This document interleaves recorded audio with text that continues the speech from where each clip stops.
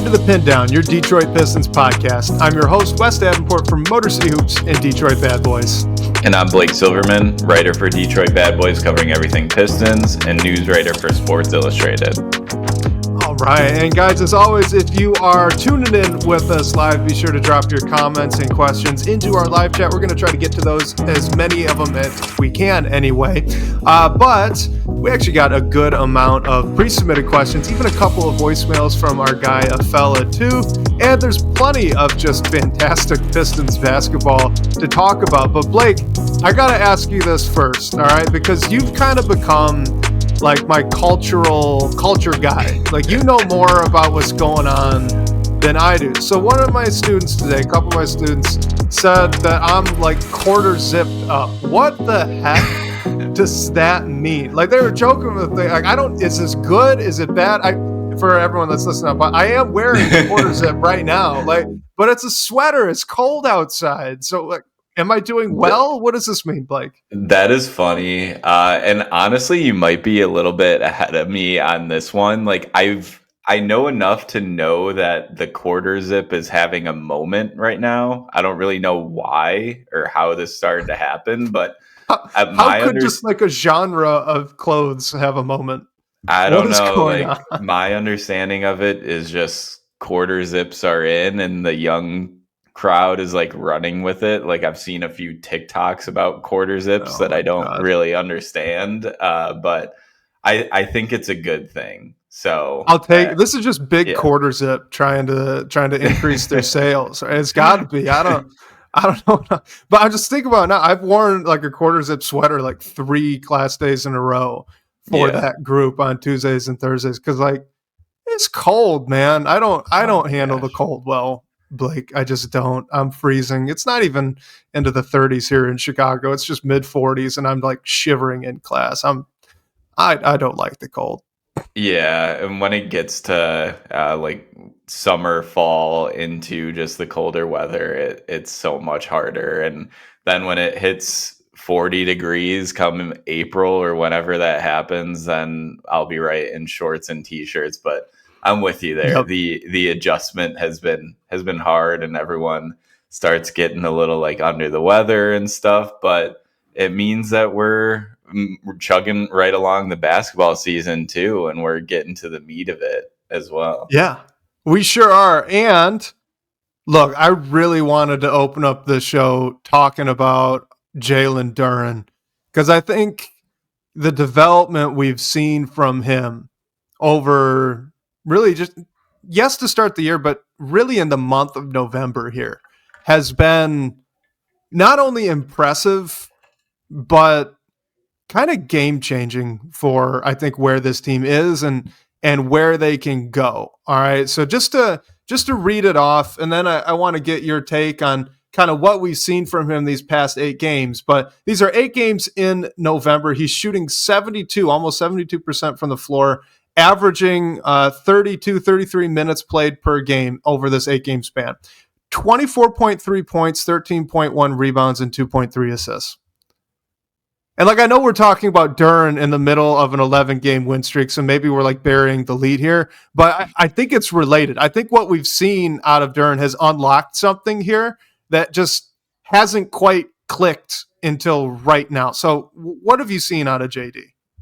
Yeah, and it's pretty impressive that, obviously, we can say this about many different players stepping up, but Jalen Duren missed, I believe, 2 games during this win streak, and Cade Cunningham missed a few. Tobias Harris has been out. Obviously, Jaden Ivey is yet to make his season debut, but Jalen Duren doing what he does, even when Cade Cunningham isn't even out there, is super impressive to me.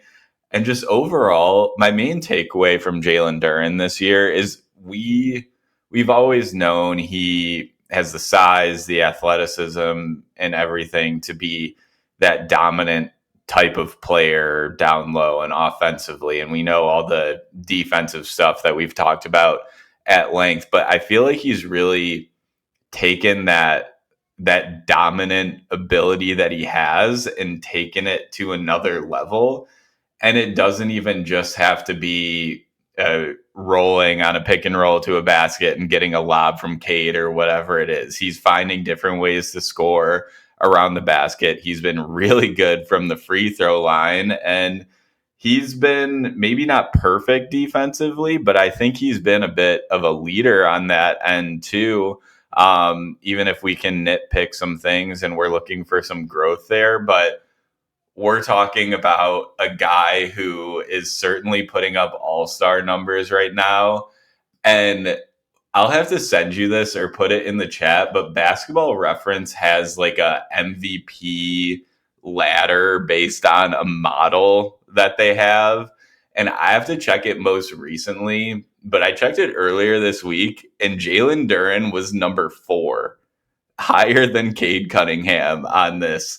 So it obviously we're only through 15 games of the season. Jalen Duren's played 13, but he's just putting up all-star numbers. He's taking that leap. I think it was Vinny Goodwill that tweeted out he's making the new contract talks really straightforward on both sides, which we can talk about at length, and there's a ton of the season left, but he really does seem like a big piece of this franchise moving forward, and answering a lot of questions right out the gate. And overall, if he continues what he's doing right now, like, he's having an all-star season. There's no question about it.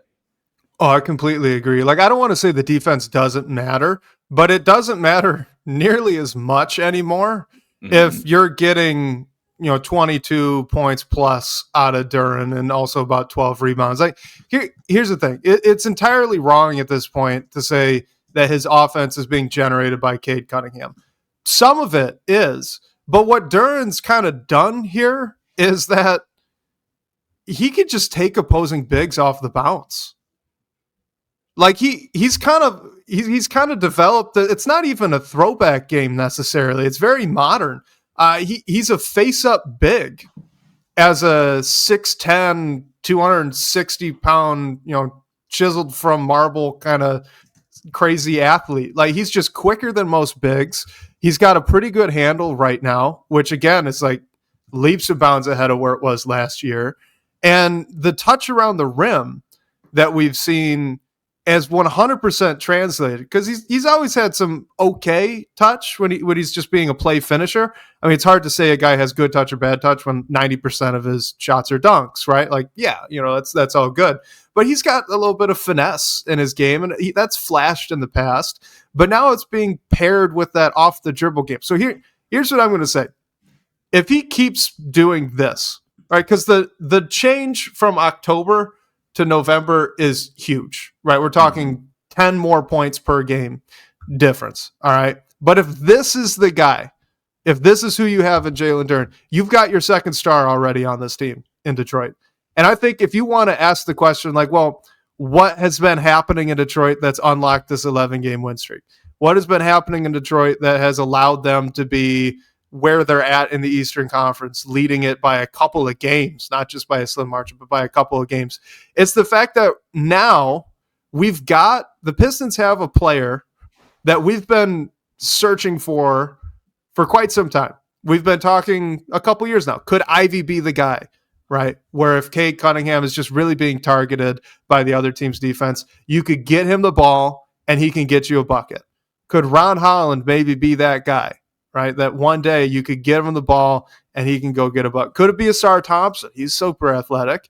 Could he be the guy as a secondary playmaker to make something happen? It's Jalen Duren. It's been Jalen Duren. In a pinch, they've gotten him the ball not only in the short roll to have him create, right? And Go Blue bringing up Duren 7+ free throw attempts per game.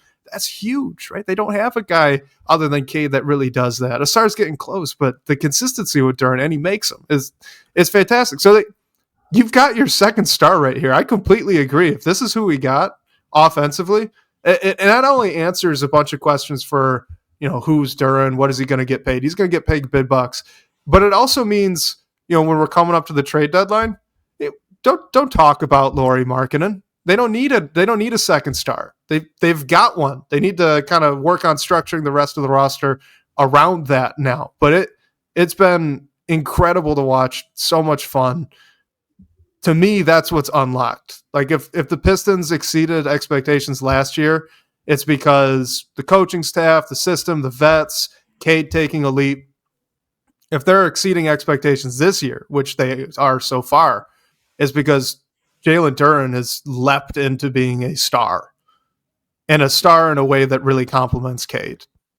Right. And who would have thought that we would be having this conversation 15 games in? I mean, of all the conversations we've had in the past on who is going to be the number 2 guy on this team, and I feel like what a lot of people have hinted at is that player is probably not on the roster right now.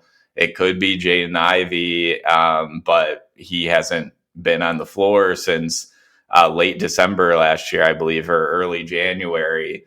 And then for Jalen Duren to come out and do this, it helps answer a lot of questions, like you said. And it really does make the roster, like whatever moves are in the future, super interesting because, like you said, maybe they don't need to give up control over all of their draft picks to bring in a second guy like Lauri Markkanen, because we saw what Desmond Bane got over the offseason and everything. Getting a player like that is not going to be cheap.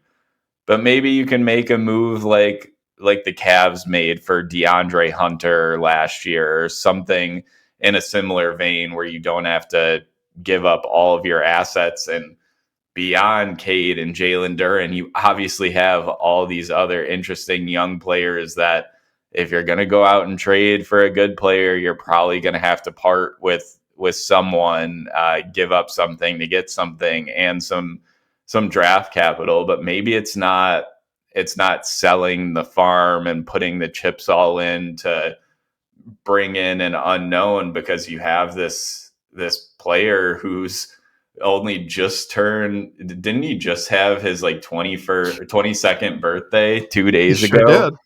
And that was a funny post-game interview with Cade after that Hawks win. Oh, yeah. I mean, great timing for them having, 3 days off. There's nothing in Atlanta, right?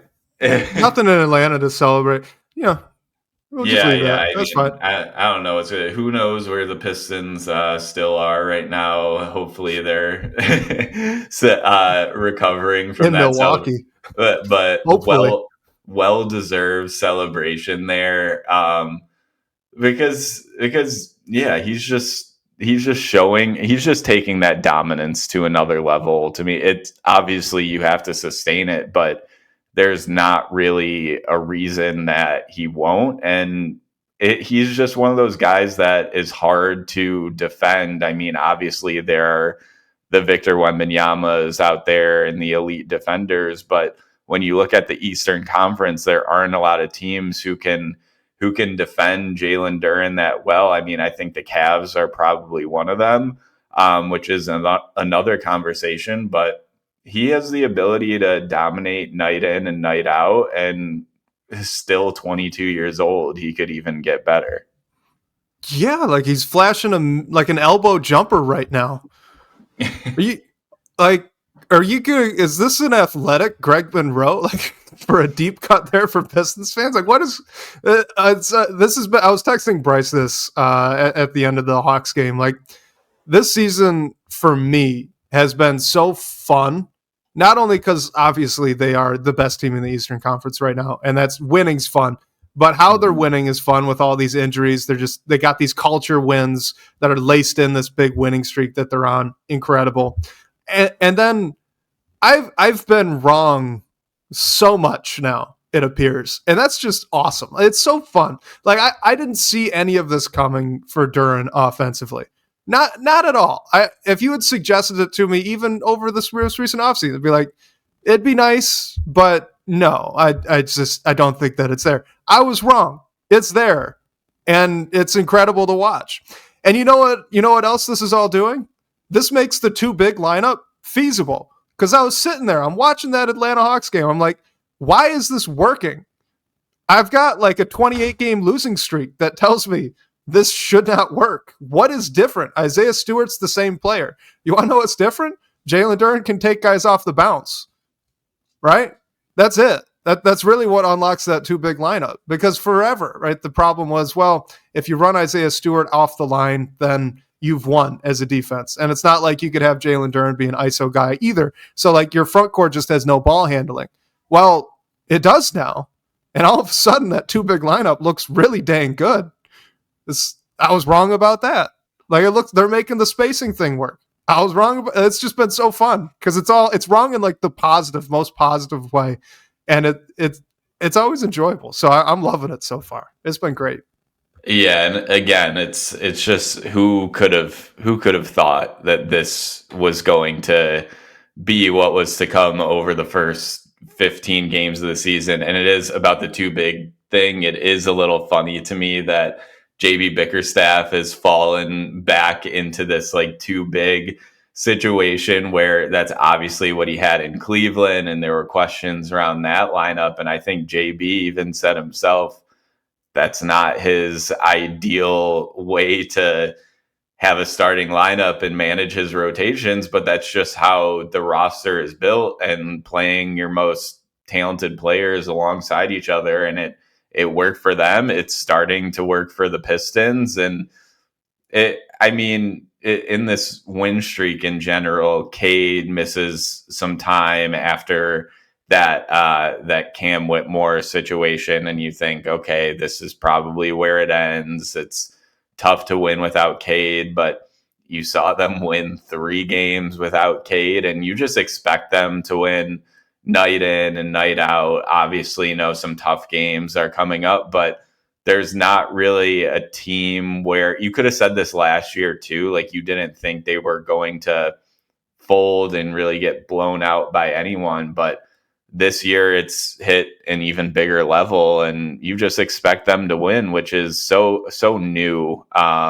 And just nice to see. Like all the players have talked about loving giving the fans all these wins and something to cheer for. It's definitely exciting to change that sort of aura around the team, and they really expect to win. And who knows what the ceiling is. We talked about the wide open Eastern Conference, and there's still some of those top teams, and there's Giannis that's still out there. So it's not going to be easy, but I think they've asserted themselves as a team who can contend in this conference. And we'll see if there are any trades that come up during the season and how those impact things. But overall, the guys they have right now are obviously winning, and there's no reason, obviously an 11-game win streak isn't going to last the entire season, but they're just a winning team, and it makes it that much more fun. And it's someone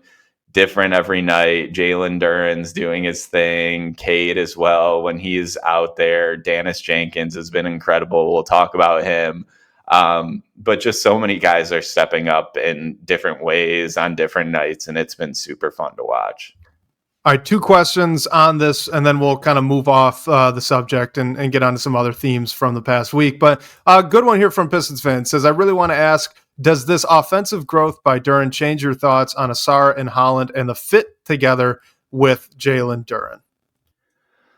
I think it makes it, like, I don't think that what Jalen Duren is doing necessarily makes either of them the odd man out or anything like that.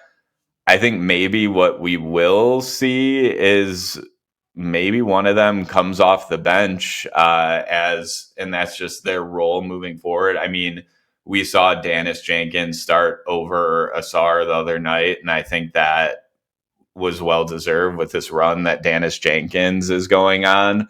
And obviously it depends on how Ron Holland's shot progresses. If you have Isaiah Stewart in the starting lineup too, that makes things a little bit more tricky. But if you know that Duren and Ausar aren't going to shoot more threes, and if Isaiah Stewart's out there, he can shoot the 3, but he's not the most volume 3-point shooter or natural volume guy.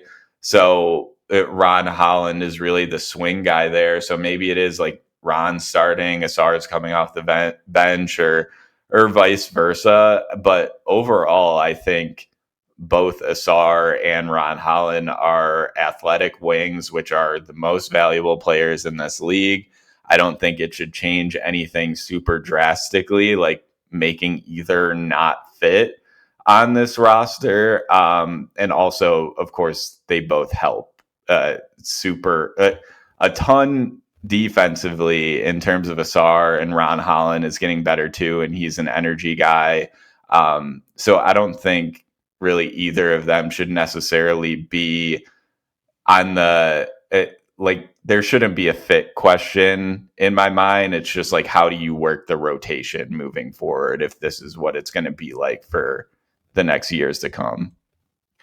So Ron Holland has to shoot no matter what. Like that's just for him, regardless of Asar and Duren, and regardless of anybody else on this roster. If Ron Holland's going to get to where we would like him to get to as fans, he has to shoot the basketball at least league average or near it. All right. So that's just kind of baked in with him. So, I'm worried about that until he does it. So that's just what it's going to be. He needs to keep improving in that way. I think that the question with Duren and Asar is really interesting.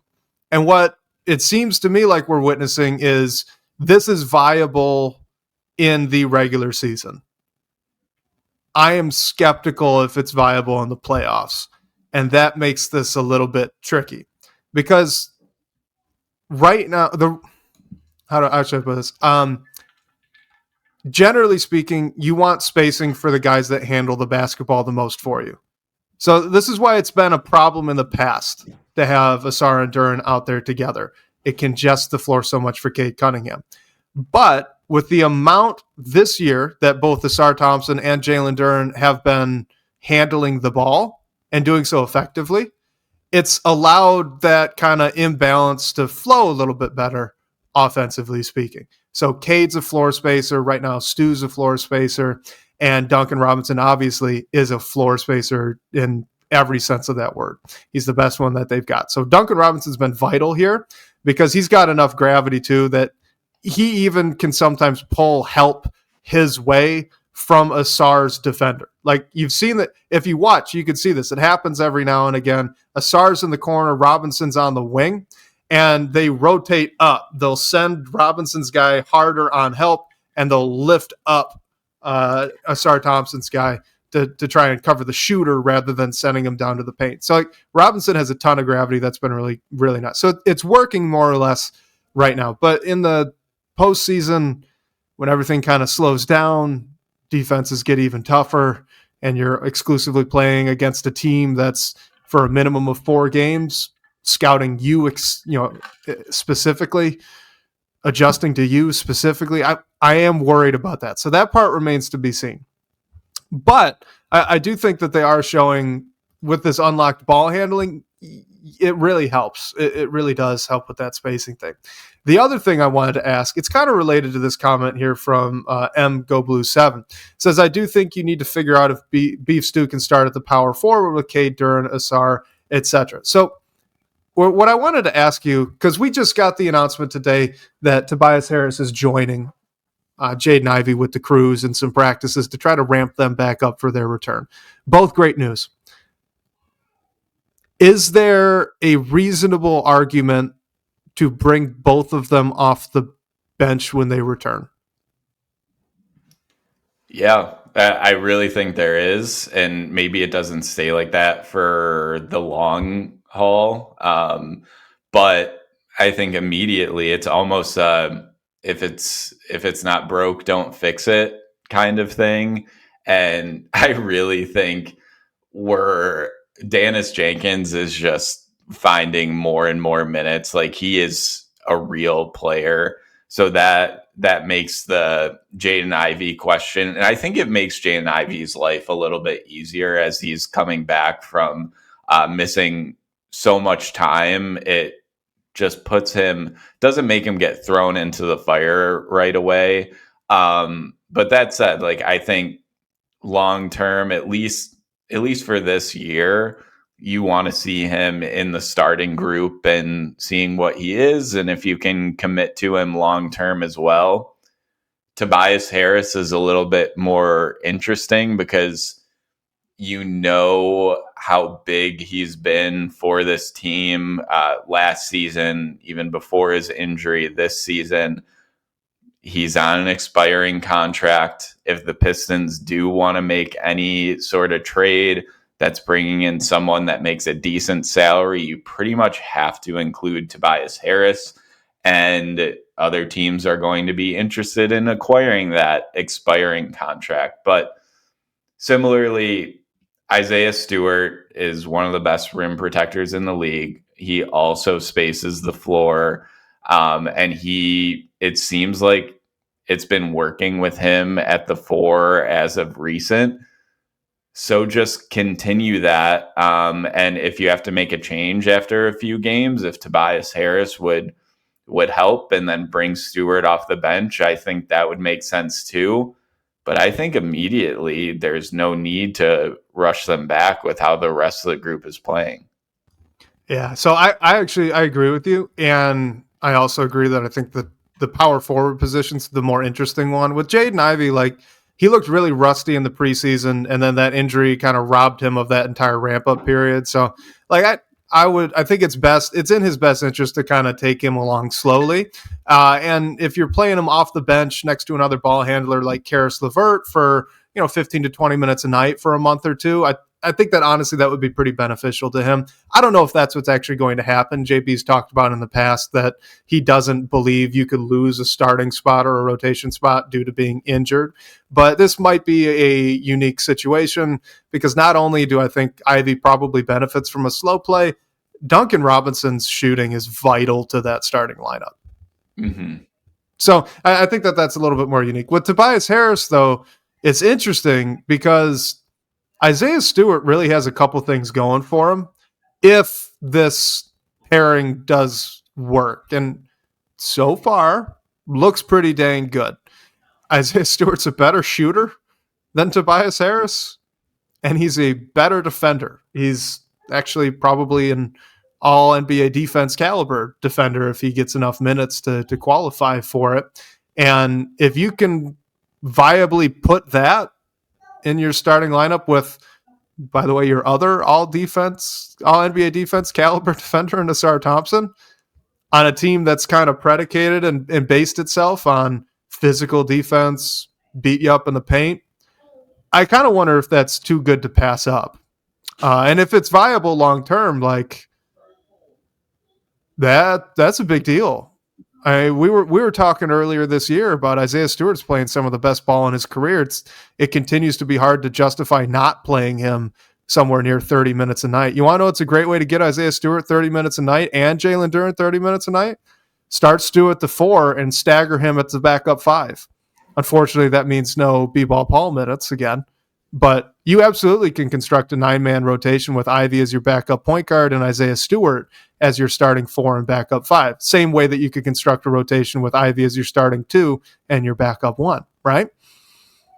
I'm honestly really tempted by that. And again, if you had asked me if that would be a good idea at any point before like a month ago, I might have just left the conversation and not responded. I don't think it would have been viable at all. And here we are. So better shot blocking, better defense, better shooting. Yeah, you're losing a little bit of ball handling, but hey, that's what JD's been doing. I'm intrigued. I really am. I'm really intrigued. Yeah, and in the offseason, we talked about how Isaiah Stewart is going to get more minutes, and maybe it would be tough if he is the backup 5, even though that seemed like his true role and best role last year. But if you're getting him minutes alongside Jalen Duren, that answers that question right there. And if when Tobias Harris returns, if it's not working or the starting lineup needs an adjustment, or even if it's just as simple as, like you mentioned, staggering Stewart or Duren out pretty early in the game and bringing Tobias Harris back in, especially if either of them get in foul trouble, it's an answer right there. And I think it's just a matter of playing your best players who've really like powered this winning streak, and Duren and Stewart have been two of those guys. So I think it's just going to be hard to limit that once these injuries get sort of behind us, even if JB doesn't want to rock the ship too much and wants to keep Tobias in there. I think we even talked about if Tobias does stay on this team and maybe he signs a much lesser deal over the offseason, transitioning to a bench role as he gets later and later in his career, that seemed like a pretty viable option to us. And maybe it just happens sooner rather than later because of how your younger players are playing and figuring out alongside each other, which I think is the ideal outcome overall. Yeah, the only other thing I want to add is that if you the other reason that this is so intriguing to me, beyond just the fact that Stu deserves more minutes at this point because he's playing so well, he's such a good defender, and they're kind of proving that this can work. Isaiah Stewart and Ausar Thompson, they really do have a sort of synergy that is fun to watch. And if you could get that pairing out on the floor more, I think that's only beneficial for everybody, right? Because when you're talking about maximizing your talent that's out on the floor, you're also talking about maximizing the pairings, right? The guys that play together, you want them out there together more often than not. And Ausar Thompson plays really well with Isaiah Stewart. It frees him up to be even more aggressive out on the perimeter. He doesn't have to worry about kind of roaming as that like low man rim protector as much, which, he does an all right job of, especially for a guy his size. But if Isaiah Stewart's doing it, big help for Ausar Thompson. Obviously, he's ridiculously switchable as well. The funny thing with all of this is, like, if this were 25 years ago, Duren would be a 4 anyway, and like we'd be looking for some 7-footer to put next to him, right, to be more physical down low. And now you got kind of this modern version of it where Duren's handling the ball enough, or at least it looks like he is, and it looks like he can, and maybe he's going to get that elbow jumper too. And you can put a modern stretch big next to him and Isaiah Stewart, and all of a sudden you got something pretty unique as long as this continues to hold up. So yeah, I don't know. I think it's all really fascinating to watch, but we've spent a half hour here kind of talking about giving JD his props all well and talking about a little bit Isaiah Stewart, and we've neglected some of the non-star players, right, that have been really driving at least the recent iterations of this Pistons win streak. So we got two related questions here about Daniss Jenkins. One from Gil Medina on Twitter, another from KCP for 3, and it's through. So we'll just kind of talk about both of these. First, from Gil, can Daniss Jenkins be the third guard in a rotation? Right, so you got Cade, you got right now it'd be Duncan, and then your third guard could be Daniss Jenkins as well. KCP for 3 says, should Daniss Jenkins be signed to a standard contract immediately and be heavily considered for normal rotation minutes? And just so we're all on the same page, Daniss Jenkins as a starter in 35 minutes per game. Now, this is only 4 games, but still 4 games as a starter, 19.3 points, 8.8 assists, 3 rebounds. Daniss Jenkins has been unbelievable. Almost 50% from the floor, 37% from 3.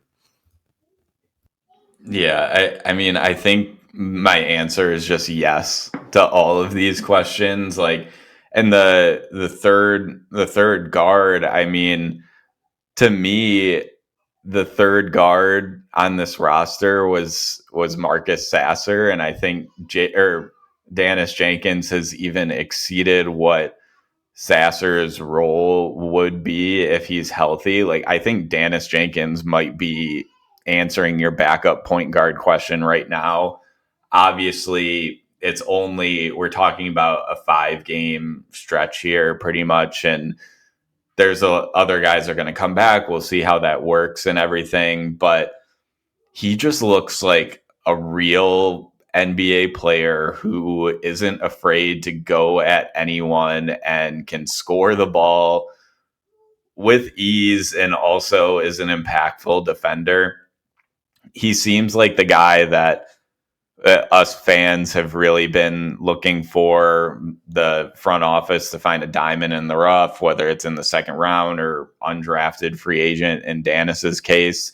So, I mean, I think he should be on a standard NBA deal. I think the team is just letting it go and using up his two-way allotments. I mean, we see a lot of those guys get converted toward the end of the year when those numbers get slower, but Daniss is good enough where I feel like you gotta lock this guy down eventually. Obviously, again, only 5 games of like true minutes and the scoring outbursts that he's had, but he just looks incredible. And all the time we spent talking about the backup point guard over the offseason and what that's going to look like. Yes, Jaden Ivey's going to come back, but Daniss Jenkins will make Jaden Ivey's life a heck of a lot easier. And really, over this last stretch, Daniss Jenkins has just been a joy to watch. One of my favorite parts of watching the Pistons during this stretch. So I think the front office should do what they can just to give him a standard NBA deal, a true spot on this roster, because he deserves it.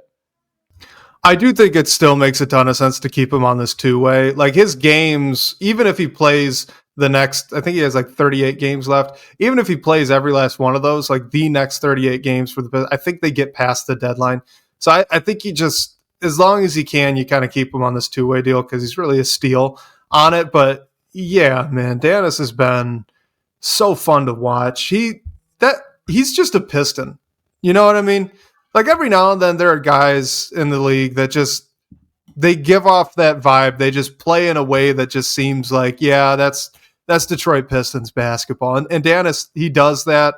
Like you said, diamond in the rough. I do think, maybe don't put the cart before the horse sort of deal. Like I'm really excited about Daniss. I've been excited about him since Summer League, and he's playing really well. That said, like, he shouldn't be a starter, right? Like he's probably not a 25 minute a night kind of guy off the bench either. I think it 100%. If you want to say Daniss Jenkins should be the backup point guard in Detroit until Jaden Ivey gets back, I'm with you. But like, understand that's 12 minutes a night on average, right? Like it's not a huge role. I think he'd be really good at it. And actually, I honestly would like to see him in that role exclusively until Ivy gets back, just so that you have a base, like, just in case you don't want this to be a player that needs the volume, because he's really never going to be a guy that gets this kind of volume consistently, or at least you don't think that he will be. Maybe he proves everyone wrong, and this is kind of an Isaiah Thomas type rise, like with the Kings and then later on in Boston. But at least from what you would expect, like you're still thinking he's on track to be a very good backup one day, and especially in Detroit where that would be some limited minutes there behind Cade Cunningham and then injury relief outside of that. I don't think you can, I just don't think you can lose him. I'm right there with you. Like if some other team comes coming along, calling and says, hey, we're going to pay this guy, I think you have to match or exceed it. Like he's such a great culture fit. He's such a great city fit. He's a play style fit. He does everything. He's athletic. He's big. He can handle the ball. He gets guys involved. He can shoot, plays great defense. I love how aggressive he is on that end. Trash talks like nobody's business. Like that, man, you have to keep him around. He fits so well. So yeah, like as soon as that deadline passes, don't just like sign him to a standard deal, like multi-year. Yeah. As long as he's willing to sign for, keep him around, because at this point, barring injuries, I think Daniss has proven that's an NBA player, and that's a Piston NBA player. So you gotta capitalize on that. Yeah, just do what you got to do. You gotta keep him around. You gotta find minutes for him at least while this stretch is going on, because it's been. And the thing is, I don't think it's a fluke or anything like that. I've seen some like social accounts say he's kind of on a Jeremy Lin type run. And I don't like Jeremy Lin was a decent player after his Knicks run, but I think Daniss can be a true player, impactful rotation piece for this franchise for a while. And I mean, we'll see what's to come with his deal and everything like that. I mean, the guy was nominated for Eastern Conference Player of the Week. Like, I'd love if someone did some research to tell me how many times a two-way player got those honors, because I'd have to think it has been pretty rare. So you just have to do what you got to do to keep him around. If it's converting him from the two-way sooner than you maybe thought, that's just a win in my book, honestly. And can I just say quickly, like, Daniss fits well with Caris LeVert. Daniss fits well with Jaden Ivey when he gets healthy. Daniss fits well with Duncan Robinson, with Cade. We saw that right the other night when he was in the starting lineup next to Cade as the off guard, because he can shoot it so well. Like, he's also just so flexible, and he's got the size to be multi-positional. He's got the shooting ability and the ability to move off ball. Is kind of like a smart cutter, smart relocator to play next to a ball dominant guy. He can be the ball dominant guy. He's a guard that really can't do everything, and he plays defense. You don't find that on a two-way undrafted deal all that often. So that's a win. And, you know, I assume he's going to lose his minutes once Ivy comes back and is healthy, because there's just not enough rotation minutes to go around for five guards, right, to fit in. But that's not a detriment to what he's done so far. And I think that what he is doing should give you a lot of confidence that, hey, if you want to move a guard that's currently getting minutes, be that Ivy or LeVert or Robinson, you've got a guy in Daniss that's going to step up, and you sign to a regular contract and admirably fills in, maybe, brings something unique, right, that the other person wasn't. So yeah, love Daniss Jenkins. It's been, I'm right through it. It's been one of the most fun parts about this winning streak it's the Daniss Jenkins show. Yeah. It's what he did in Summer League every night, but he's doing it against NBA players. And hey, maybe we should have seen that coming, because he did it in Summer League against Reed Shepherd, who also is looking pretty good. And he put that guy in a torture chamber on both ends. So heck yeah, man. Daniss Jenkins. This is from a guy, Tony Bucket, says, what's more surprising to you, the big step forward the team took last year or this past week of victories? That's a tough question, because I really thought when Cade was missing some time, it was just the end of the streak. It was fun while it lasted, but the step last year, I think I expected them to take a step last year. I just didn't expect them to take anything close to the step that they took. So just the sustainability in the season at full, I think my answer would be, in general, last year. The wins that they got last week are definitely surprising, with all the injuries that they were dealing with and the guys who ended up stepping up, and they found themselves in some tough situations and were able to win games. But I think when you just look at the whole body of work of last year, becoming the only team to triple your win total from the season before, that has to be the answer for me. But it's a good question, because I think it's closer than you'd think. Yeah, I agree. I think it's pretty close. I'm going to lean to last year as well. I think the first game after Cade went out, where they went out and they won pretty handily with pretty much all backups, because Duren was out too. I think as soon as they did that, and they kind of proved they have a way that they're going to play, and they're going to do that every night, they're taking the opportunity, right? A guy like Jenkins is taking this opportunity to grab the bull by the horns and try to make a name for himself. Same thing with Paul Reed. I think once they kind of proved that was going to be a consistent effort level, well, then it's not necessarily shocking that they've been winning games. It's shocking that they've won all of the games, right? But I would have guessed after that they were probably going to have a winning record, just based off of who they were playing. So last year, though, I think I was wrong by like 20 wins in my preseason prediction. So I'm going to say that was a little bit more surprising. But since we're talking about not last year, but we're talking about that Chicago game, let's listen here to a voicemail from our guy, a fella. So, looking at this Chicago game. Oh, first off, this is a fella from the DBB comments, and as always, love the pod. But looking at this Chicago game, what a win. It was amazing. But my question is, if you look at the 3-point makes and attempts, Ron Holland, 1 for 3. Javonte Green, 0 for 2. Paul Reed, 2 for 2. Duncan Robinson, 7 for 10. Daniss Jenkins, 0 for 2. Chaz Lanier, 1 for 4. So my question is, how are the Pistons doing so well in this game during the streak when they have limited shooters? And how's that happening? But definitely in this game. Please break that down for us. All right. Talk to you. All right, Blake, what's the secret sauce? Man, I think that's a great question because I think the shooting is the biggest question that you can look at through the first 15 games and moving forward. I think with the Chicago game specifically, Duncan Robinson obviously comes out and shoots the lights out. And it's funny because going into that game, I was like, okay, this might be a Chaz Lanier coming out party. He'll make a few threes and provide some big minutes and take advantage of his opportunity.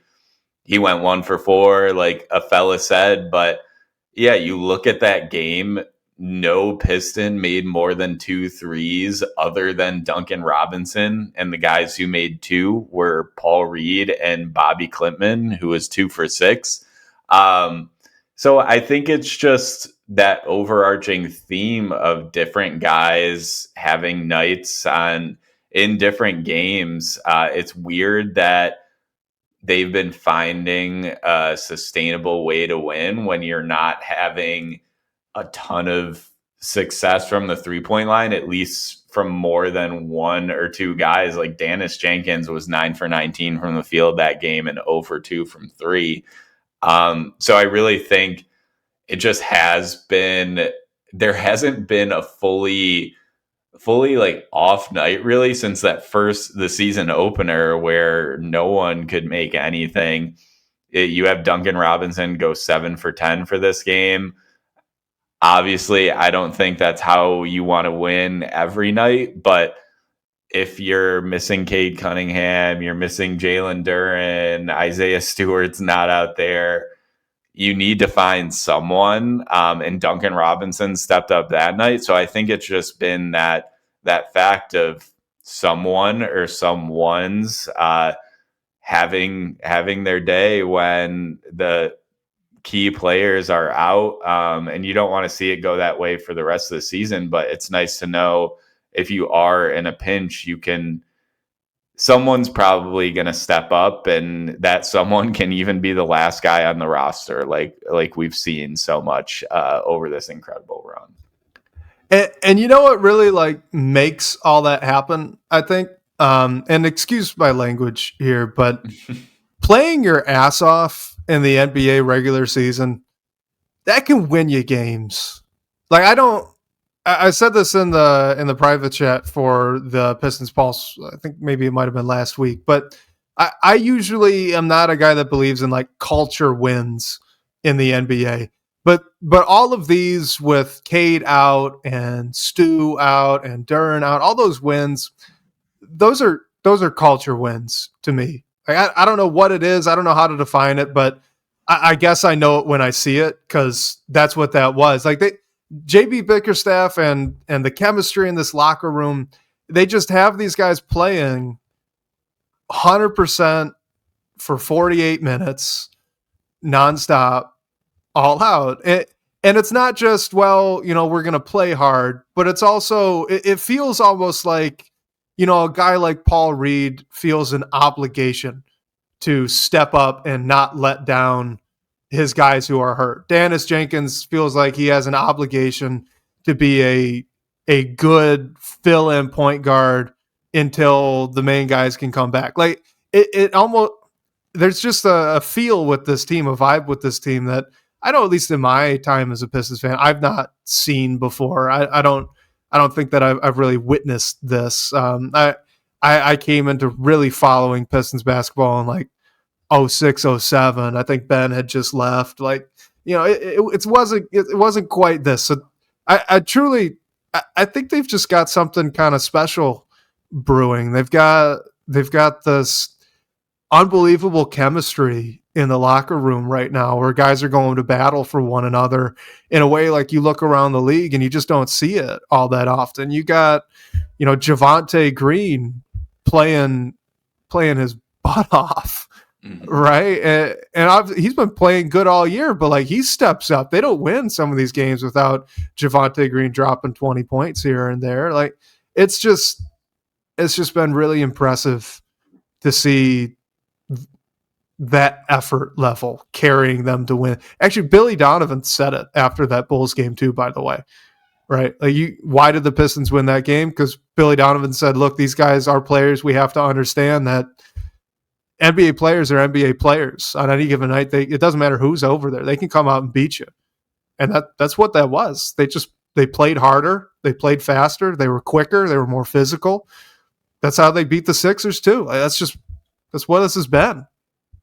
Mm-hmm. And it's hard to like the vibes and everything. Like we see it because we're closely following the team, but it's something that's always hard to quantify. But like you said, I think this team really has it. And overall, I think credit to the defense in that game too. Like Chicago, they were more evenly spread out from three, but overall, they didn't shoot the lights out or anything like that. And Nikola Vucevic didn't make a three. Kevin Huerter didn't make a three.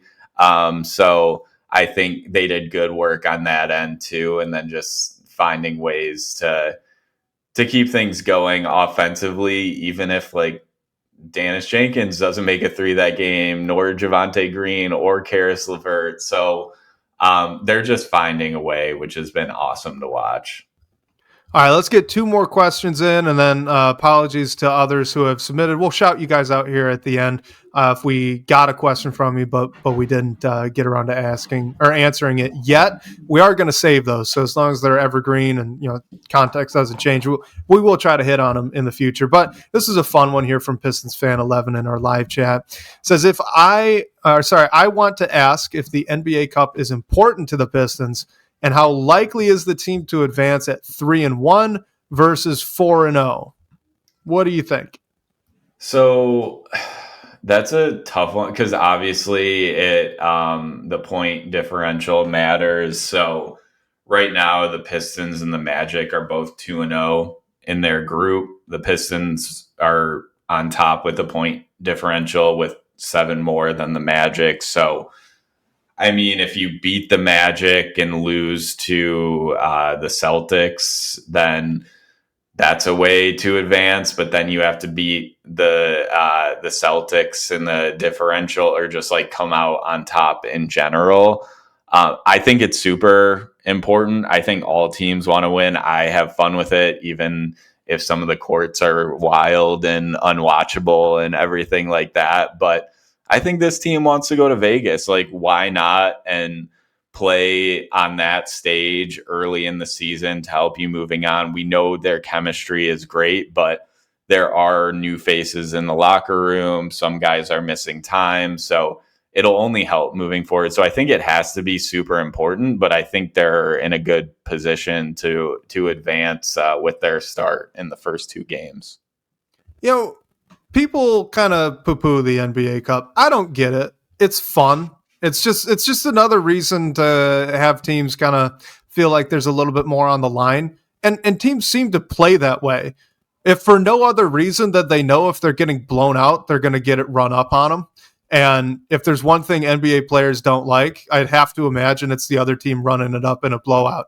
I didn't like that as a player. And I know I never played in the NBA. Like if little old me hated it so much, I'm sure those guys just despise it on a whole other level. So I like the NBA Cup. I'm having fun with it. I think the Pistons think it's important too, because you know what? If you want to come out and make a statement, you want to say to the league, like, we are legit. You have to reckon with the Pistons come playoff time. I think going out and being a contender for real in the NBA Cup would be a good way to do that. I know that the recent history of that is not super strong, but if you're just thinking narratively, don't you think that the Pistons players are thinking that?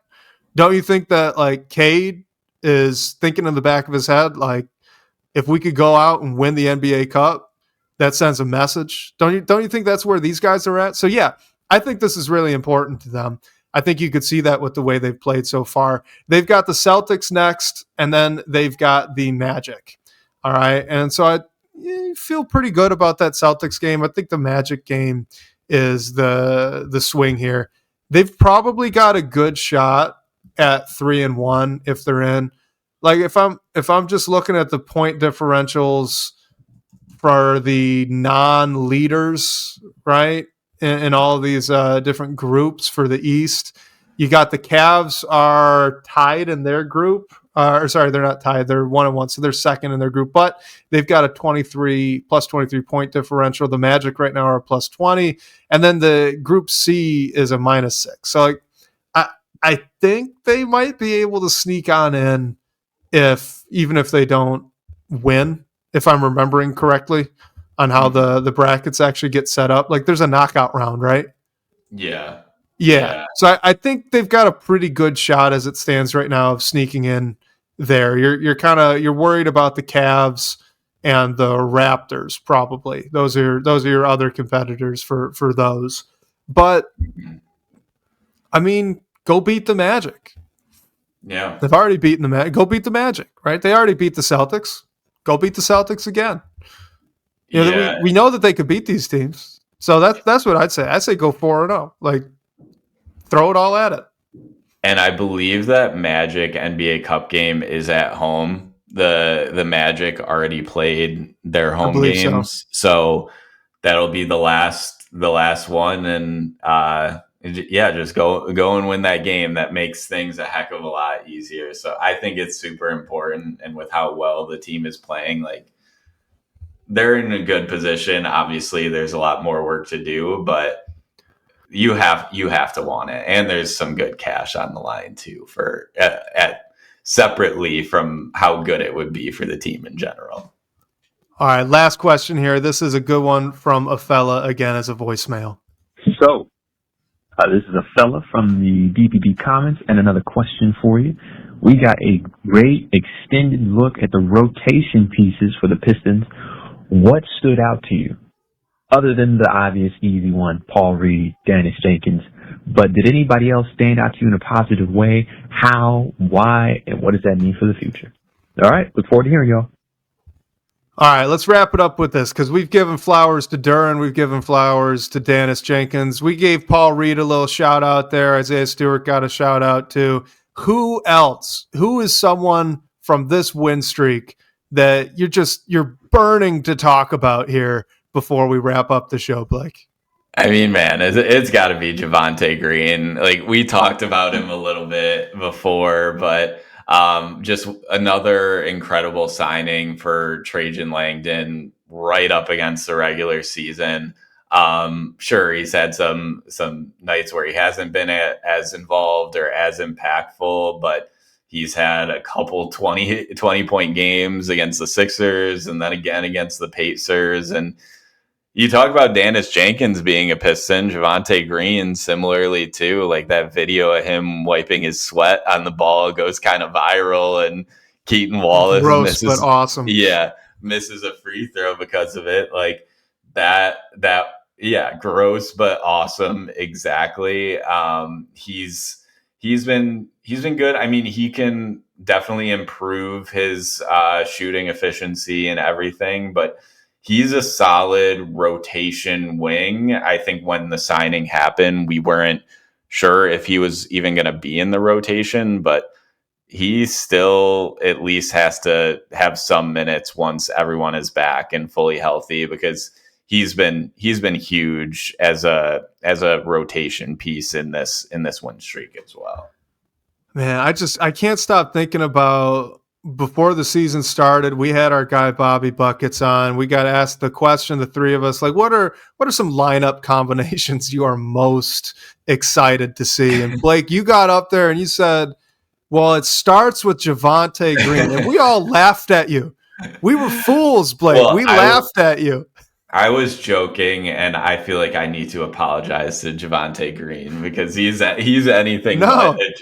You weren't joking. You were being serious, and you were right, man. He's been so fun to watch. He's a Piston. Yeah, that's a great way to put it. He just is physical, undersized wing, plays up a position instead of down. How could you not love what he's been given? Although I do wish that the broadcast crew didn't find out about his nickname, because that's led to some iffy George Blaha moments, in my opinion. I love George. Wait, what is the nick? I missed this. Woo. Oh, I had no idea. He keeps calling him, and he's like slipping it into the. I could live without the woo from George, but you know what? If that's the one ill of Javonte Green, I'm happy with that. I'll suffer. It'll be okay. All right, last one. Caris LeVert to me. Yeah, he's been playing. It's just so great to see him get his sea legs under him. So I think Caris LeVert kind of stepping up and showing that, yep, this is the guy you thought you were getting when you signed him. Real good backup combo guard. Can play a little bit of the one, better at the two as a secondary ball handler, but he can really do it all. Shoot it off the bounce, shoot it off the catch, as long as he's open. If he's contested, but so he's got a little bit of floor spacing to him, and I've been impressed with his defense too. I think he's been a solid defender, and I wasn't skeptical of it, but I was really curious to see what we were going to get out of him on that end of the ball. So I think Javonte Green's a good one, and then Caris LeVert getting his sea legs back has been really fun to watch. Yeah, nothing flashy there, but I mean, he missed some games too, and getting back from that, he's done a good job as well, and I think can get better and helps with obviously floor spacing in the second unit, which we know how big that is for this team in general. Before we sign off, Wes, you for our guy Thomas, you got to shout out your dog, a fellow nasty dog per Daniss Jenkins. Everyone, she really needed attention during this show. If you guys weren't watching, if you're just listening to it on the podcast, I was lucky I was muted. She actually growled at she'll growl to get attention, because she's just a little princess and she needs some loves. But yeah, so she was doing that while you were talking. And, but it's my fault. I was gone for a little bit before we recorded, and I came back and I hopped right on the show. So you can't blame her, right? No, nasty dogs. That's right. Yeah, that's right. She needs her pets. So yeah, that's great. They need all the attention too. But yeah, shout out to everyone for joining, and a fella for using the voice line again. Definitely. Anyone feel free to call that number, ask a question, hear your voice on the show. The phone number for that is 313-355-2717. And special thanks to our guy Sean Corp, managing editor of Detroit Bad Boys, for supporting the show. And shout out to you guys for all the great questions and talking points tonight. We'll catch you next week, whether on your commute or live with us on YouTube. We can't wait to talk more Detroit basketball with you.